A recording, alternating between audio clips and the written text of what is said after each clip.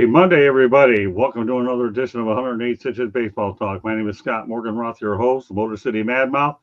Please be joined by Eric Katz, George Eichhorn, and the Barber tonight. We are your crew. If you're looking at what our show's about, our Veterans Day MLB military lineup, you got to stick around for that one. That is going to be a dandy. We're also going to have some World Series notes, and we also have another interesting player from Indian descent. We talk about a world game. This is going to be a guy that I'm worth making note of. So with that said, welcome to the crew. Glad to have you guys tonight. All right. Thank and Candy may come on if she decides to do exactly that. Before we get to the military lineup, but we're going to talk about a fun World Series fact. Through 3 games in the World Series, Freddie Freeman by himself had 3 home runs and 7 RBIs. Okay. And the New York Yankees as a team had 3 home runs and 7 RBIs. The Dodgers and the Yankees. Eric, my goodness. I mean, how do you size up this one?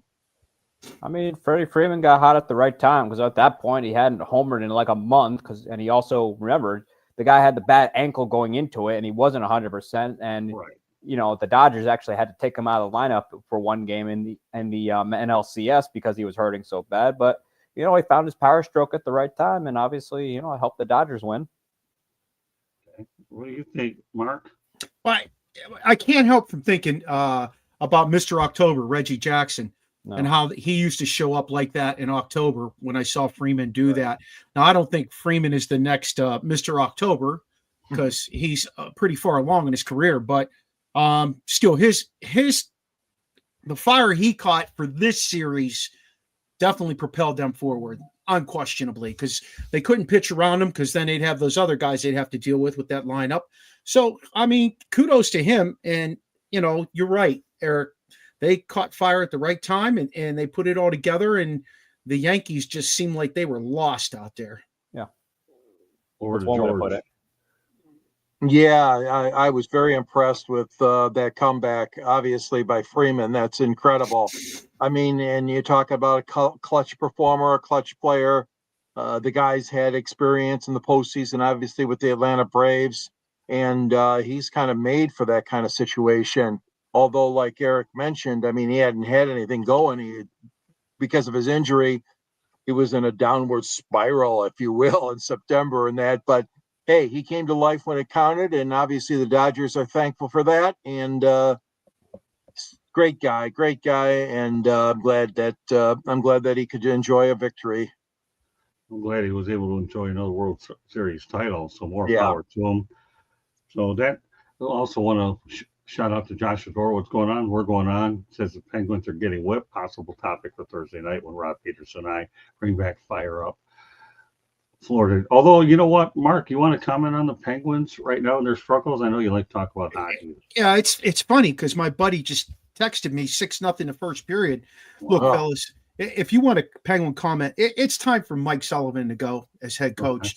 His message is still in the locker room. He's been there since 16, and God bless him. He did, 15, 16 season, but, you know, he did a tremendous job. You know, he had young guys that could play his system, but he's unwilling to change. And the guys that they brought in to play defense, they wasted a lot of money on Erik Karlsson. They signed Graves' kid 6 years, $26 million or whatever in the hell it was. It was a huge chunk of money. I mean, these guys aren't fitting the system that Sullivan wants to play. They're not playing the way they need to play. Hence, they're getting what they get. Their number one goalie, they signed for 5 years, $25 million last summer, not this summer, the summer before. He had to be sent to the minors on a rehab situation. They have a really young goalie they brought up who has been playing outstanding. They usually win when he plays.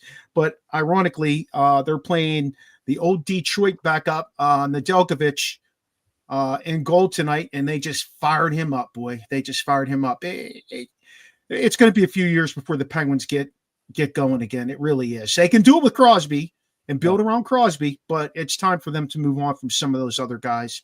Well, that does tend to happen when you have teams that are very successful, make a lot of playoff runs, and ultimately reality comes back. All right, back to baseball. The last 9 teams to take a 3-0 lead in the World Series went on to sweep, but not anymore. It won't be 10. We saw, obviously, the Dodgers and the Yankees went 5. Eric, some thoughts? I mean, I don't think. I think that there was, I think the Yankees obviously wanted it, and obviously get going. They, had they done what they needed to do in Game 5, it would have been six back. It would have been Game 6 back in LA, but obviously that didn't happen. But I think I think one guy who benefited the most from the World Series, I know the Yankees lost, but I think one guy who benefited the most from his performance was Anthony Volpe, who rookie year, not 2020 guy is rookie year. This year, he's kind of hitting more like himself, kind of didn't have the power this year, and didn't hit the way he thought he should, but still had a great year fielding wise. I think next year, he's had some great momentum going into 25.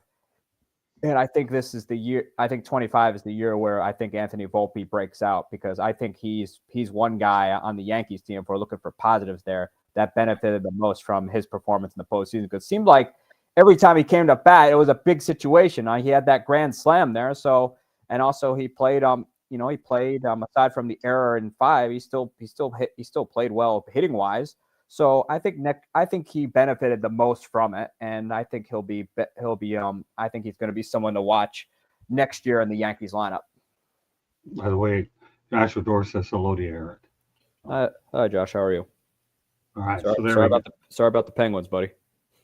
Right. I don't think he's really sorry about them. He has the Florida Panthers, and he's a Panther and Panthers are doing pretty well so far. Yeah, they are. Oh, yeah, they've come a long way. Yeah, I'll tell you what. We'll talk about them though on Thursday night with myself and Rod Peterson on Fire Up Florida. I know that's a good show that's starting to really gain a little bit of traction. Okay, Mark, you obviously know 3-0 didn't lead to a tenth situation. I feel like they just got outplayed early on. Like they just got outplayed. It wasn't that I know I said they didn't want it as bad, but I just felt like they got outplayed early on. And that was the difference to them. Going back to Volpe, and then you got Dominguez, who's, right on the cusp of making that jump and being permanent. They got to cut loose some of those guys, the older guys, and give those younger guys a shot. They've been developing them for a couple of years in the minors.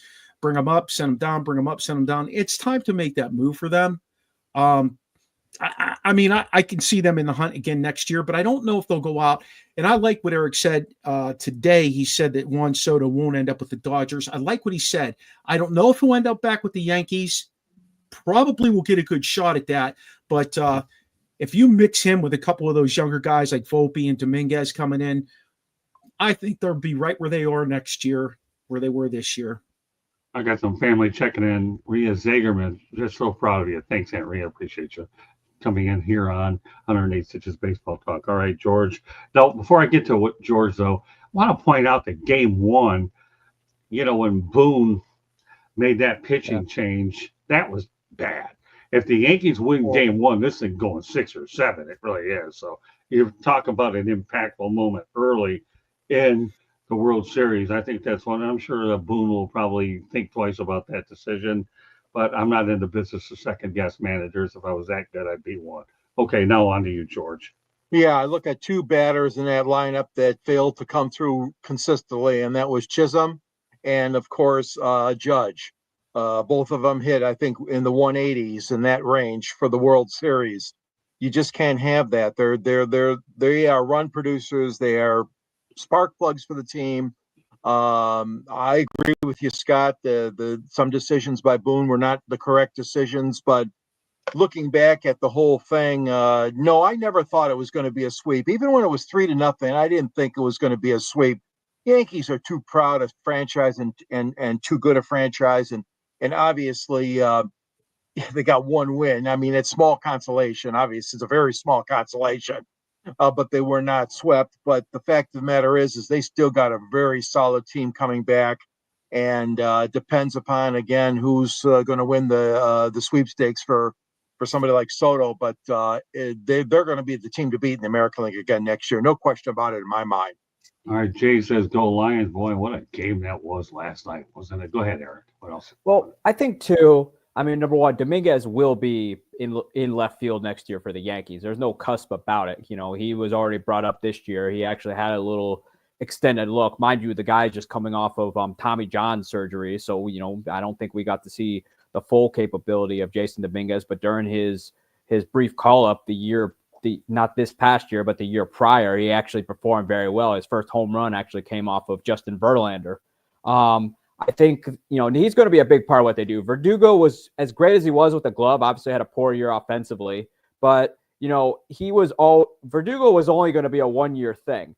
He was not going to be the permanent deal out in left field. The Yankees were just having him in place because Dominguez wasn't ready at the time and was just coming back from the surgery. The Yankees knew that. So they thought Verdugo would be that placeholder, which fielding wise he was. And, you know, his fielding ultimately let him be in the postseason, on the postseason roster. And, you know, he at times at times came through for the Yankees. But next year is going to be the Jasson Dominguez. So he's going to be the Yankees left fielder next year. I mean, there's no cusp about it. He's going to be on that opening day roster, no doubt about it. Okay, good stuff. All right. Everybody talk about this? Yep. Let's do it. All right. Okay. Candy Ebling, station break. Have at it, Can. The South Florida Tribune Publishing Company published a book last November. Lessons from the Microphone, tuning into the enduring wisdom of visionary leaders. It is written by your host, Scott, the Motor City Madmouth Morganroth. The foreword was written also by George Eichhorn, also on this panel tonight. It is available on Amazon, Barnes & Noble, Kindle, Apple, and Google Books. Get your copy today it's a great gift idea. Talks about Scott's 40-plus years in the media and how it has changed new school media and old school media. Got to get your copy today. You can also find a link on our website, www.southfloridatribune.com, where you'll also find a link to our merchandise store where you can get Motor City Madmouth or South Florida Tribune t-shirts, sweatshirts, hats, you name it. Go out, check it out. Check out also the writings of Scott and George, and some of my pictures are up on our website. If you'd like to email us because you want to be a guest or you have a show idea, email us at southfloridatribune@gmail.com. If you like to listen to podcasts, you can find us wherever you get your podcasts. Monday nights, we talk baseball. Tuesday nights, we talk football.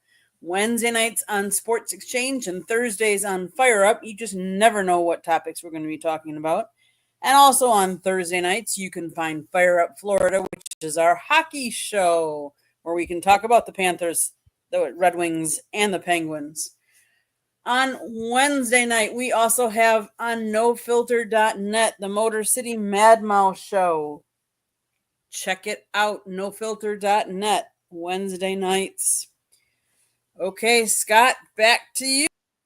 Actually, back to the chat room. Okay, J.I. Eric has grown on me. I've become a fan. I mean, well, he's a Yankees fan, and I know that. Good. Yet somehow he has sharp takes. It's hard to believe. Get him on the phone, and this kid here will tell you everything you need to know. He's as sharp as they get, Eric. I'll tell you one thing. Found him on Twitter, took him under my wing, and Eric has turned out absolutely fantastic. He really is one of the sharpest people I have. And I'll tell you one thing. He may be under 30, but this kid has a mind of a 50 and 60-year-old. And if that isn't a big compliment, then I don't know what the heck a compliment is. Jay, back to you. Great book, great forward. Buy it, read it, share it. I just gave a copy to my father-in-law. That's 2 that I've shared with others. Time for everyone else to jump on the bandwagon. Jay, you are the best. Okay, Blows in the house. What's going on? Yeah, let's see what else. Hey, Blows. All right, Eric. What do you have to say about the Dodgers winning? Okay, all right, let's turn over to Eric. Blows came up pretty good question there. I like that one. Good stuff. Congratulations. You just bought your World Series ring from Walmart. Ooh. Oh, that was funny. All right, Pensman is in the house. Hey, everybody. What's up, Pensman? By the way, Pensman can actually be heard on Thursday night on Fire Up with Candy Ebling, Jeremy Bulrick, and Ralph Williams. He's the newest addition. He does a really wonderful job, and we're looking forward to having him as part of our network as well. So keep them going in the chat room. Now we're going to talk about the big topic that obviously is the name of the show tonight, and that being the Veterans Day MLB military lineup. Folks are going to be impressed with this lineup. At catcher, I'm going to put my PA announcer voice on. Is that okay with everybody? Sure. At catcher, Yogi Berra, World War II Navy. Of course, he's also known for "It's Not Over Till It's Over." First base, you've got Stan Musial, World War II in the Navy. Second base, you have Jackie Robinson, World War II Army. Of course, we all know Jackie's known for breaking the color barrier and has his number universally retired by MLB. Third base, you got Eddie Matthews, Korean Army. Shortstop, Phil Rizzuto. Left field, you got, and Phil Rizzuto was also in the Korean, although he was actually the Korean Marines. Ted Williams, World War II Korean Marines. Center fielder, Willie Mays, Korean Army. Ty Cobb, World War I Army. We got one in World War I. Look at that. Designated hitter, even though it wasn't applicable at the time. Joe DiMaggio, World War II Air Force.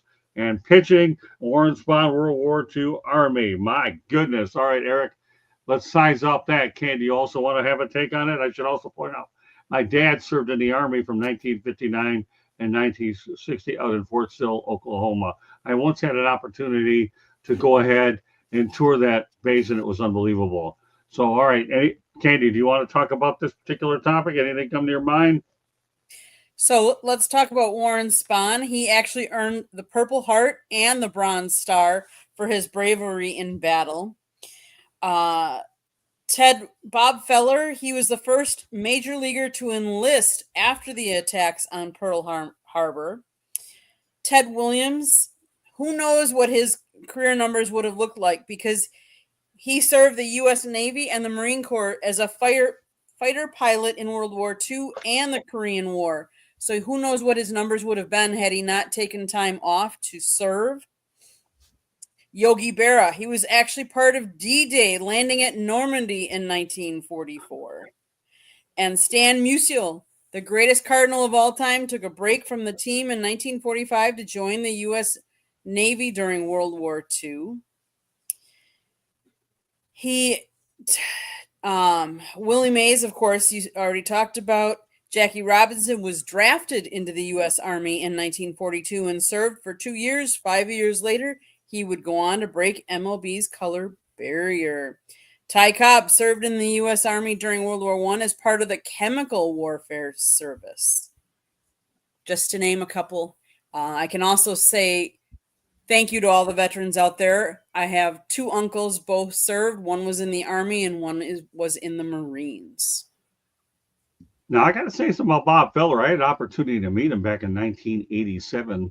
He was a good friend of the owner of the Gastonia Rangers at the time, and Bob and I spent some time together. He was a super nice guy. He made himself really, really accessible, and we spent 2 or 3, 4 days talking baseball. It was truly, he gave me an autographed picture of him, you know, with some kind words on it. So Bob Feller was the best thing that ever happened to the Cleveland Indians at the time. So glad you brought his name up, Candy. You conjured up some really good memories, and obviously, you know, as Jay said, you have some amazing set of data points. So we started with Candy. Eric, what do you want to add to this topic? Well, at the time, though, they had the draft system going on, and if you were able and physically and mentally able to serve, and you got picked, you know, you were going in there. Now it's all volunteer. But and also, it kind of shows you that no one really was exempt from serving, whether you're a baseball player, football player, or not. And people also forget, though, because most of the men who were able were serving overseas. It also led to the All-American Girls League, also made notable by the movie A League of Their Own with Tom Hanks and Madonna. Fantastic movie. But it comes to show you, though, that at the time, that baseball players obviously did what they had to do for their country, whether they were in action, facing action or not. Mark? Eric, I'm going to spring off of what you said. I don't know if you guys know who Edith Houghton is. Houghton. Edith Houghton. She played for both men's and women's teams locally. Then she went on to be a star in the women's league. During World War II, she was playing, and then when it ended, she became the first female scout for the Philadelphia Phillies. Great About stuff, that? Mark. Yeah. Okay, off to George. Well, I feel a special connection to Stan the Man Musial because I embrace my Polish heritage. And Stan was our first inductee into the National Polish American Sports Hall of Fame, which is located here in Troy, Michigan. So Stan, definitely, I'm glad he's on the list. And there's a few Tigers that, besides Ty Cobb, there's Mickey Cochran, the catcher. There's Hank Greenberg at first base. And don't forget Charlie Gehringer, the mechanical man, they called him, at second base. They're all in the Hall of Fame. And then I want to give an honorary shout out to our friend and Scott's friend too. His name is Mickey Lolich. For years, Mickey Lolich of the Detroit Tigers was in the Michigan National Guard. And he would fulfill his duties in the 1960s, early 70s. Didn't matter. The Tigers had a pitch, had to make a pitching rotation and move guys around sometimes, because if Mickey had to go away for the weekend and fulfill his commitments, and I know he didn't serve in the war, but hats off to Mickey Lolich, because he was in the National Guard here in Michigan as well. I'm glad that you guys added some more depth to this lineup. As if this lineup wasn't any good to begin with. Why don't we add? Well, it's great lineup. Yeah, what do we have? So you're saying Mickey Cochran and as well as Charlie Gehringer? Charlie Did you- Gehringer, and Did you Greenberg. mention Pee Wee Reese? I didn't, but you just did. Yeah, Pee Wee Reese, Buck O'Neill, Robin Roberts. Well, I don't get started with me with Robin Roberts. Bud Harrelson. The reason why I'm saying played, that is who because played he for was the actually, Miracle Mets. yeah, he was actually the head coach at University of South Florida. That's why I mentioned Robin Roberts. Yeah. I don't know if anybody knew that, but Pee Wee Reese and Robin Roberts, that's a pretty good year managing for USF. Great stuff, though. I love all the different names that each and every one of you introduced to this topic. Mickey Cochran, obviously, and Charlie Gehringer. Yeah, Both of those guys are out honored on the wall over at Comerica Park. All right. yeah. Yep. Final topic I have for the night. Then I'm going to give everybody parting shots, and it could be Veterans Day related or whatever you want. I want to make sure I keep it open-ended for a lot of people. Get this: the first player of Indian descent this season is Kumar Rocker, who made his MLB debut for the Texas Rangers. And I repeat, Indian descent. You want to talk about a world sport? This is another reason why you talk about baseball as a world sport when you have Kumar Rocker coming of Indian descent. Eric, some thoughts? Excuse me. Kumar Rocker is obviously off to a fantastic start in Texas, where I think he's going to start opening day for the Rangers next year. I think, obviously I don't think he's the first one, because they had that $1 million arm thing a while back where they found where the Pittsburgh Pirates found two kids in India, and I think they spent a little bit of time in the pros, not a long time, but a little bit of time there. So I don't think Kumar Rocker's the first. I think Kumar Rocker has an opportunity to be the first. Well, I believe he's the first one in the major leagues. I didn't Yeah. say pros. I just want to preface that, Eric. That's all. Oh, I He's think in the major leaguers, but pros. No, you're right. I remember exactly what you're talking about there. But I think Kumar Rocker, could actually, given how it's started so far for him, and the Rangers were willing to be patient there, I think he can be a star. I mean, he's off to a good start. He showed some promise in his big league call up late in the season, and I think how it's looking right now, I think he's going to be He's going to be the ace of that staff and pitch opening day. So, we'll see how it goes. I mean, he's certainly got some life on his fastball. Okay, great stuff, Eric. Mark. The year that Leiter was picked, the younger Leiter, Mark Leiter, is that what it is? Am I thinking the right Leiter? Jack Leiter. The one that just came up and pitched this year. Was it for your Yankees? Mm-mm. Mark Leiter pitched for the Yankees. He was traded. He started the season with the Cubs, and then he was traded at the trade deadline to the Yankees. And then Jack Leiter, he kind of had a couple. I think he either had one or two call-ups with the Rangers this year. Okay, he was the one that was picked ahead of Kumar Rocker. But if you remember, what was it, like maybe 3 or 4 years ago? Rocker was the guy everybody was talking about. He was projected to be the number one pick that year, and he ended up sticking around for an extra year in college. And yeah, and he kind of dropped down in the draft. He was still a first-round guy, so he is living up to his billing where he should have been the year before. Kind of neat to see that happen. Going back to to the two guys who played baseball for the Pirates. They had done a like a game show type thing, and that's how they got those two guys. Those two guys won it, and they played minor league baseball for the Pirates. I don't think one of them didn't get any higher than lower A ball, and the other guy, I believe, got to Altoona, double A, but neither one of them made it to the bigs, which is ironic because the Pirates could use any pitching they could get ever. So, yeah.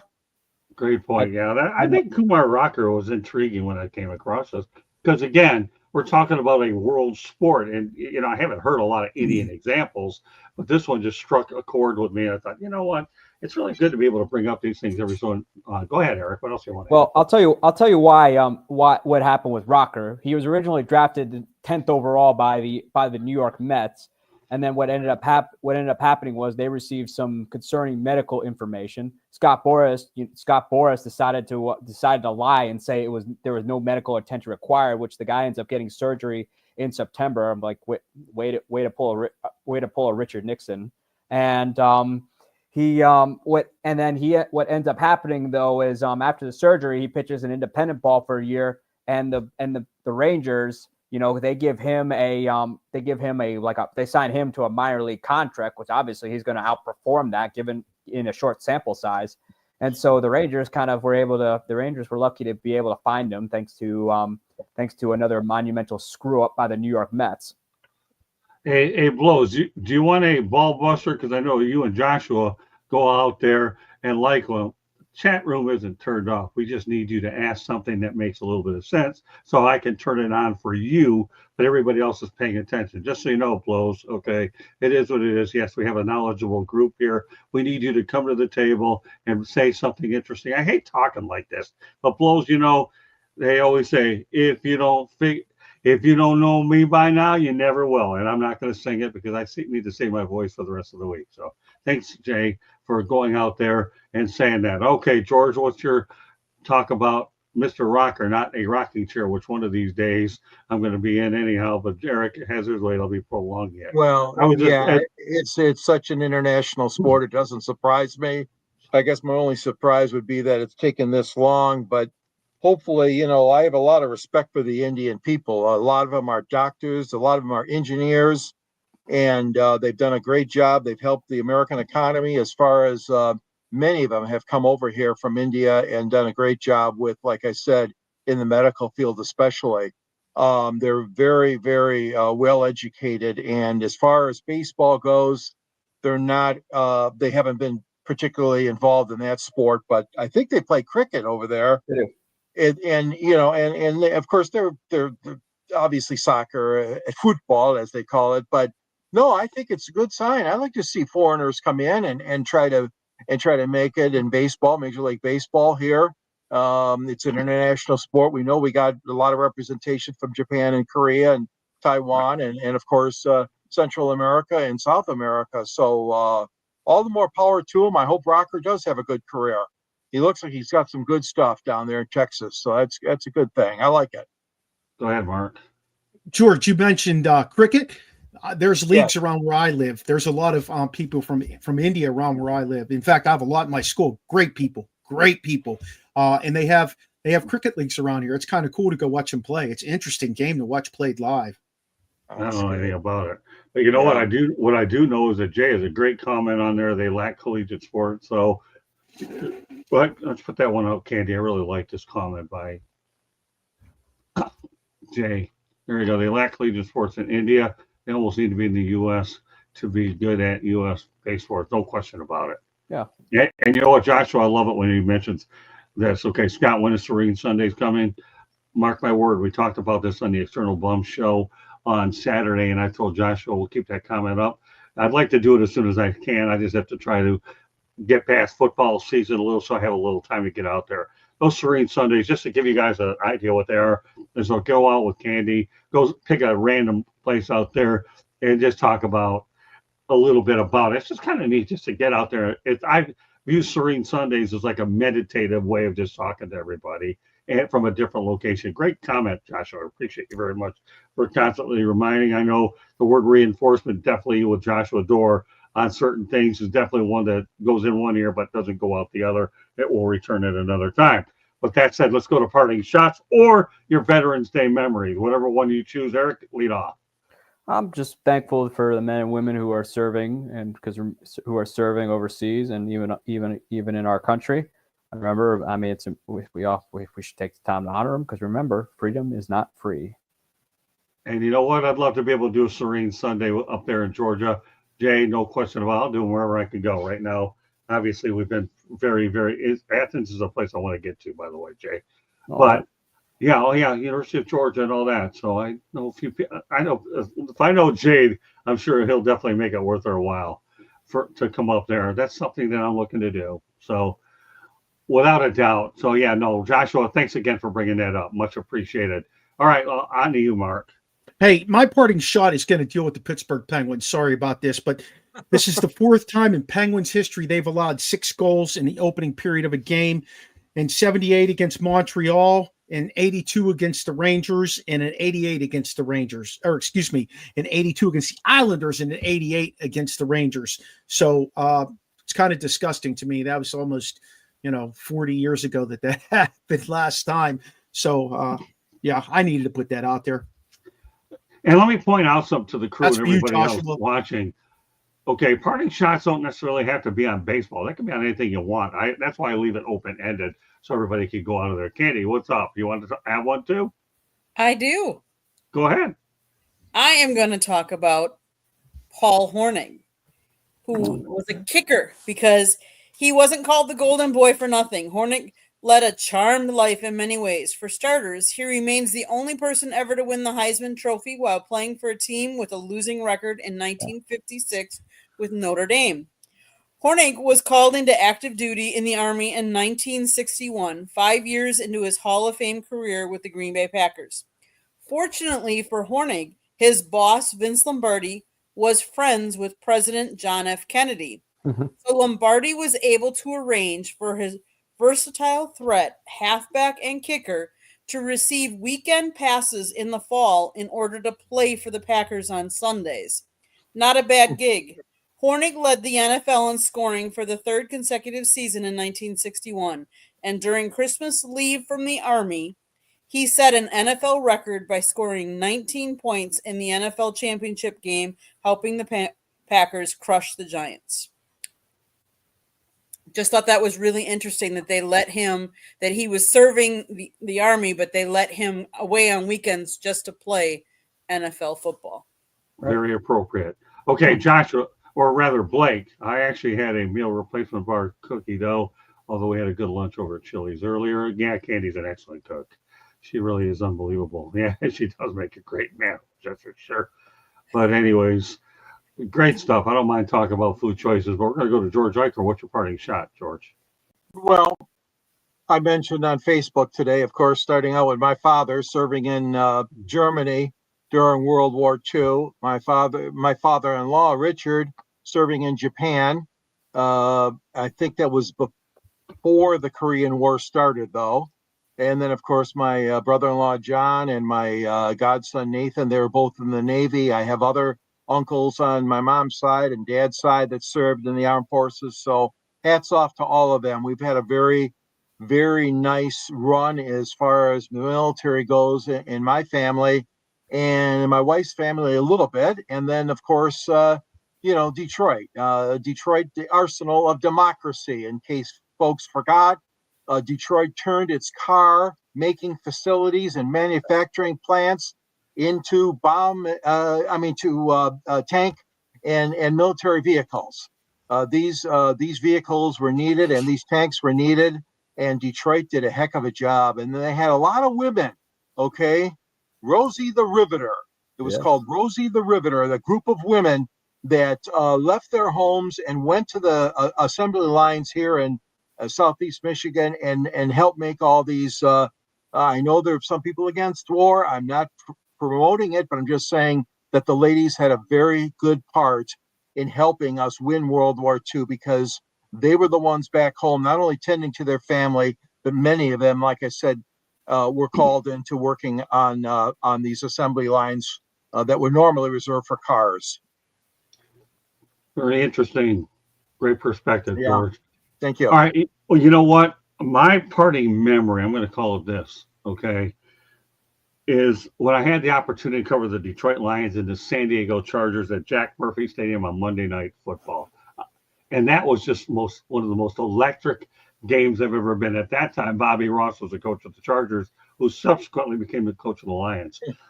You can't get into a Veterans Day night game on Monday Night Football, then you're not appreciating the holiday in a way that's really kind of neat, how the NFL goes out there and talks about veterans. And I know a lot of the other major sports too, depending on what military holiday falls at a given time, but that was just an unbelievable, surreal memory being in the press box. I was actually on a trip with my ex-wife, Susan. I'll get to you in a moment, Eric. And then we took a side trip. We went from Vegas, took a side trip to San Diego, then started back to Vegas. And it was just unbelievable. The Lions and the Chargers, it's electric. Anytime you go to a stadium and you see the flag the entire length of the field, then you get chills going down your sport. So I'm not trying to say anything derogatory about who appreciates patriotism, but mind you, on specific days when you have that military flag everywhere, it makes you be extremely proud. And that's why I wanted to talk about this particular memory. Okay, Eric, what's on your mind? I will say though that baseball's fortunate because you get they get 3 out of the 4 holidays that honor freedom and honor our veterans: Memorial Day, the 4th of July, and also what's the other one? I'm sorry, the other one escapes me. I had Labor Day. Labor Day, yes. Baseball gets 3 out of 4 of them, so it's pretty good. But they also get Father's Day and Mother's Day. Yes. Yeah, baseball seems to clean up a lot of them, don't they? Wow. Yeah. You call it the great American pastime for a reason. I don't know Long because year. of the holidays, but Because of how long it is. it's still great to think about it. I do like how Eric raises his hands. It's a nice touch when he doesn't interrupt, and Scott is a pro at catching it. Thank you. He is very respectful, Eric. I'll tell you what, I've worked with him for the last couple of years, and when he started compared to where he's at now, it's just something he evaluates what he does and looks to improve. And I wish, I'm glad that he's one of those system people that embraces coaching and tries to make himself better. Well, I'll tell you one thing, you got to read his writing on Belly of Sports, which he'll have a chance to let you know in about a moment. So, with that said, this is what it's all about. Veterans Day tonight, Monday Night Football, no problem. You get a little bit of Monday Night Baseball with a few facts. You still get to watch it later on anyways. But this is 108 Stitches Baseball Talk. We keep it here on Mondays around 8 o'clock, 8:15 Eastern Time. Great stuff. So with that said, George, we appreciate your... Pensman had a comment, Scott, about how did George think about the Lions game? Well, it was just an unbelievable comeback. There's no question about it. Right. I can't really add much more than what's been said already. The team is deep, Scott. The Lions are deep. Even without Hutchinson, they still win. Even without Jamison Williams for 2 games, they still win. And even with a UFL kicker that nobody thought belonged in the league, they still win. So I mean, it's a special feeling and so far a special ride for the Detroit Lions. We'll see if it can continue. Thank you. And we'll be talking about that theme on the Motor City Man Mouth show this Wednesday night on No Filter on the No Filter Network. Go ahead, Eric. Hey, just remember, Dan Campbell descends from the same tree as Bill Parcells, who knows how to win with anybody and anything. So you got to keep that in mind. Yep, he's done a great job in Detroit. Yeah, Dan Campbell's a stud. All right, you know what? I'll reach out to everybody, and then Candy's going to take the show to the finish line. All right, Eric, let everybody know how they can get a hold of you. You can follow me on my Twitter at Sports Team News, and then follow me on, also read my blog, bellyupsports.com, where I cover all things baseball. I promise you there is no biases involved. And if you think I hate your team, yes, I hate your team too. All right, Jay, just to let you know about No Filter. It's a good place to check out. You go to, I think it's nofilter.net. You'll see a bunch of shows there, and I think that you're able to look at them and you're able to follow up on it. If you need some more information, Candy can give you more about it, but George and I and Jeremy Blauer do that show every Wednesday. But yeah, we'd love to have you on that discussion as well. Okay, Mark, please let everybody know how they get a hold of you. You can find the Original Sports Podcast. Every Tuesday night, we do our show on Facebook, YouTube, you name it, we do it. And we also do it on Roku for NESSP or National Streaming Sports at 7 o'clock. We drop our audio and video totally on Thursdays. You can find us anywhere that you listen to podcasts, and we're on all social media, either at OSP with MM or Original Sports Podcast. We'd love to have you join us, talk with us, be part of the show. Yeah, Josh, I know it does tend to be a little bit of a challenge over there, which is why we have the YouTube South Florida Tribune YouTube channel as a backup to find those broadcasts that are on No Filter. I get it, Joshua. Again, Candy could go ahead and give you more details because I'm certainly not the most informative when it comes to that sort of stuff. All right, George, go ahead. You don't have to buy tickets either, Jay. You don't have to buy them again. Go back to Candy. She's the brains of this operation. All I do is just talk. All right. Yes, you can find me under the South Florida Tribune website. I write under the Motor City Tribune. And I also have a little note at the end of my columns always. I have a link. I have a book out there called Detroit Sports Broadcasters on the Air, which chronicles Detroit sports broadcasting history. And Scott and I have certainly been part of that for 40 some years plus now. And you can find me on this show, obviously, on Monday nights and also on Wednesday nights, the shows with Scott. And don't forget that you can follow me at, there's the book. Yeah, right there. Yes. Thank you. Thank you, Candy. The book is available, like I said, at Amazon. I didn't mention that, but the link takes you to Amazon to purchase it if you're interested. You can reach me at gicorn@yahoo.com, on Twitter or X at SandGSports99. Follow me also on Facebook and on LinkedIn. And glad to be part of this exciting network, the South Florida Tribune Network. Yeah, Josh, I don't know if you have to buy a ticket or not. Once again, I'll say it for one more time. Just check with Candy and she'll find a way to get in there. She knows it more than I do. So that's all I can say, Joshua. I get where you're coming from, but at least we have a backup way so you can see the broadcast, even if that one isn't live. We do one show on there a week, otherwise the rest is done on the regular platform. All right, Candy, please take us to the finish line. So everybody that's trying to figure out nofilter.net, go to nofilter.net, go to Scott's Motor City Mad Mouse show. Yes, you technically have to purchase a ticket to go in and watch him live, but the ticket costs you nothing. So it's a platform that allows us to, if we wanted to start charging, we could start charging, but it also is a platform that allows you to tip them if you ever want to tip them on the show that, you think it's a fabulous show and hey, you're, feeling generous. You can tip on that one. So it's nofilter.net, Motor City Madmouth.